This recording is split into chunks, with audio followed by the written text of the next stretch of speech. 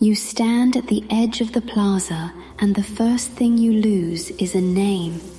It was on the tip of your tongue a moment ago, a warm and familiar shape. Now there is only a space where it used to be, a smooth, vacant pocket in your thoughts. You did not feel it leave. This is how you arrive. The air does not move here. It is thick with the scent of dust and ozone, the smell of forgotten attics and distant storms. Before you unfolds the marketplace. Stalls of dark, splintered wood are draped in fabrics the color of faded bruises. From overhead, beams hang lanterns that do not burn with flame, but with a soft, internal luminescence, pulsing slowly, like sleeping hearts. This light catches on the cobblestones, which are not stone at all, but polished, obsidian-smooth fragments of something else. They hum with a low, resonant frequency that travels up through the soles of your feet, a vibration that seems to be counting down. The patrons move with a strange, deliberate slowness.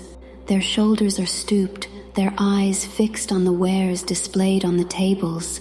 They drift from one vendor to the next, their faces placid masks of quiet need. You watch them, and you feel a kinship with their silence. The chatter you expect from a bazaar is absent.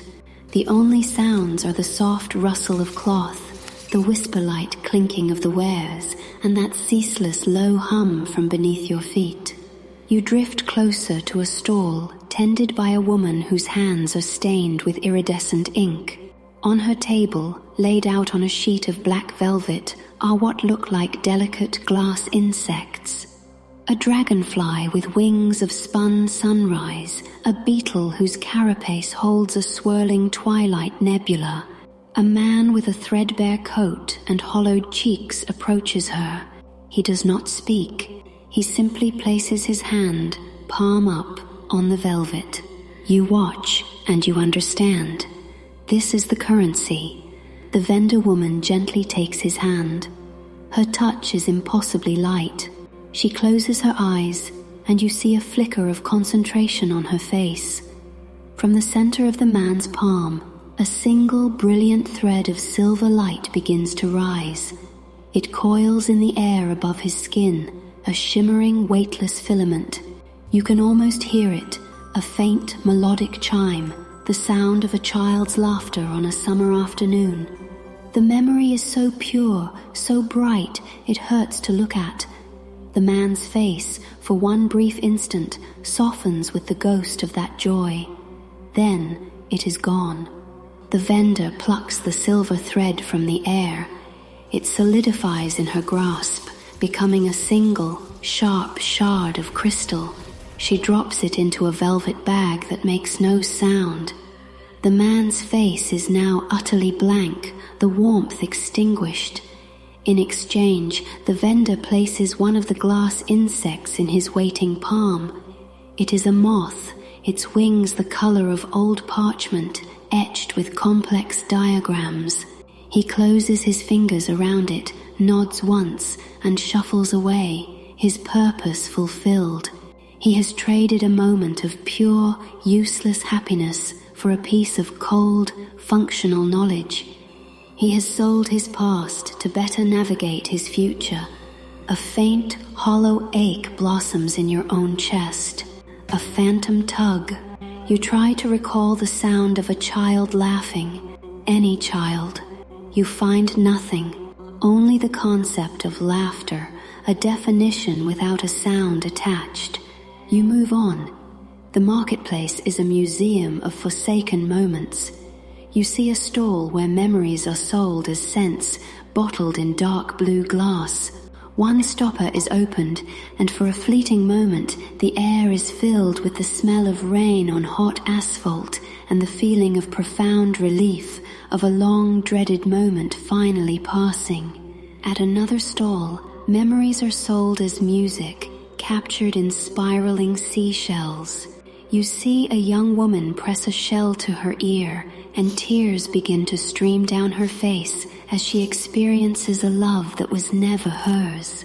She is renting an emotion she can no longer produce on her own. You see the vendor watch her, his expression not of sympathy, but of a merchant appraising his stock. You pass a stall that is darker than the others. Here, the vendor is a hunched figure, face hidden in the deep cowl of his cloak. He does not sell pleasantries.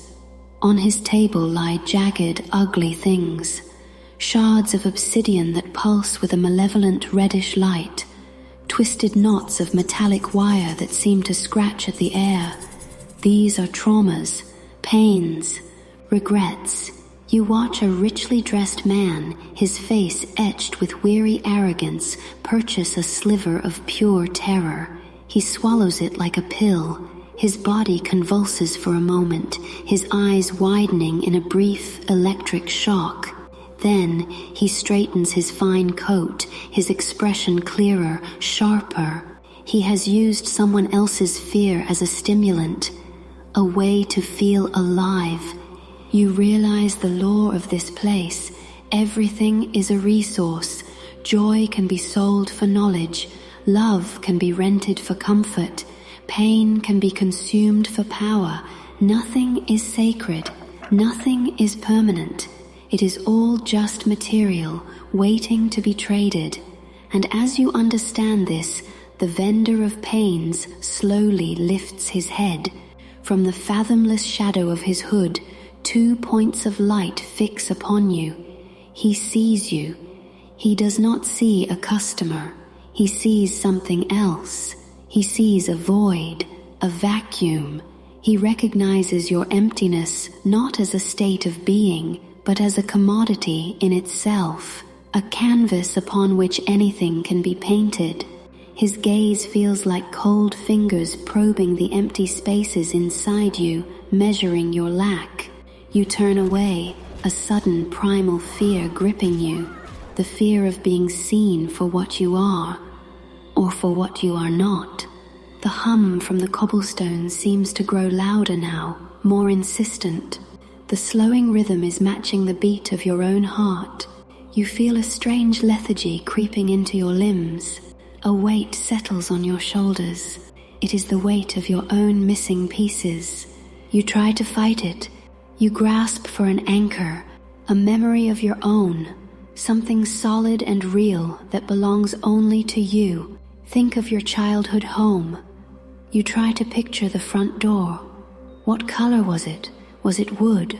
Was it painted? The image refuses to form. It is a smudge, a blur in your mind's eye. You know there was a door. You remember the concept of entering and leaving. But the door itself, the specific, tangible reality of it, has been sold. Panic begins to bloom in the hollow of your chest, a cold, sharp flower of dread. You quicken your pace, moving through the placid crowds, searching for something, anything. You need an exit, but the bazaar stretches on in every direction, a labyrinth of dim light and silent transactions. You stumble toward a stall that seems different. It is empty, save for a single, ornate, silver-framed mirror resting on the dark wood. The vendor is an old man with eyes like chips of flint. He does not try to sell you anything. He simply watches you approach, his expression one of ancient patience. He has been waiting for you. What do you wish to buy? His voice is the first you have heard, and it is like the crackle of dry leaves. You cannot answer. You do not know what you want, only what you have lost. Or perhaps, he continues, his gaze unwavering, you wish to see what you have to sell. He gestures to the mirror. You hesitate, then step forward. You look into the glass, bracing for your own reflection, for the sight of your own panicked face. But you are not there. The mirror does not show you. It shows what is inside you. The surface is a swirling, roiling sea of uniform gray, a thick, featureless fog. There are no silver threads of joy here, no golden moments of love, no dark shards of pain. There is nothing, not a single point of light, not a single memory left to call your own. The hollowness you felt in your chest is made visible, an utter and complete desolation. You are a slate that has been wiped clean. You see, the old man says, his voice devoid of pity, you have already made your trades. The realization strikes you not as a thought, but as a physical blow. You did not come here to browse. You did not come here to shop. You are the aftermath. You are the empty house after the thieves have gone. Every step you have taken through this marketplace has not been a journey of discovery, but the final, fading echo of 1,000 transactions you don't even remember making. You sold the door to your home for the knowledge of how to walk. You sold your mother's face for the memory of a stranger's fleeting warmth. You sold the laughter of a child for the ability to forget a pain you can no longer name. You clutch at your head, at your chest, a desperate, frantic search for a single remaining thread. One thing, one authentic piece of yourself to prove you were ever real. Your fingers find nothing. Your mind finds only the smooth, featureless walls of your own emptiness. You have sold yourself away, piece by piece, until nothing remains but the vessel. The vendor watches you, his flint-like eyes holding a terrible, final clarity. You are not a customer, he declares, and his words are the turning of a key in a lock. You are a product, an empty vessel, ready to be filled, the most valuable commodity of all. He picks up a small, simple object from beneath his counter. A single, dull blue thread. It is plain, unremarkable, the memory of how to breathe in and out, a foundational piece of knowledge.